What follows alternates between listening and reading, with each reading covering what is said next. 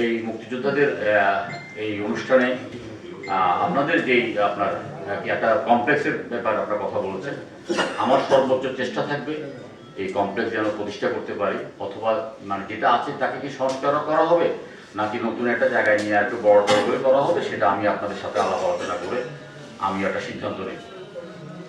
আমি অনেকক্ষণ কথা বলতে চেয়েছিলাম, যেহেতু আমি আরও কয়েকটা অনুষ্ঠানে যাবো, প্রাইমারি স্কুলের বাচ্চারা অপেক্ষা করছেন। তো আমি শুধু এই কথা বলতে বা আপনাদের কাছে একটা আবদার রাখতে চাই, অথবা সবার কাছে এটাই করতে চাই। 1971 সালে যুদ্ধে যেতে পারিনি, সারা জীবন পরবর্তীকালে রাজনৈতিকভাবে অর্থনৈতিকভাবে অনেক যুদ্ধ করেছি। এখন এই সংসদ সদস্য হিসাবে আমি একটা যুদ্ধ ঘোষণা করতে চাই। একটা যুদ্ধ ঘোষণা অলরেডি করেছি, যুদ্ধে আমি আপনাদেরকে সাথী হিসাবে পেতে চাই, সঙ্গী হিসেবে পেতে চাই, যোদ্ধা হিসেবে পেতে চাই। সেটা হলো মাদকের বিরুদ্ধে যুদ্ধ, সেটা হলো সন্ত্রাসীর বিরুদ্ধে যুদ্ধ, সেটা হলো চাঁদাবাদের বিরুদ্ধে যুদ্ধ।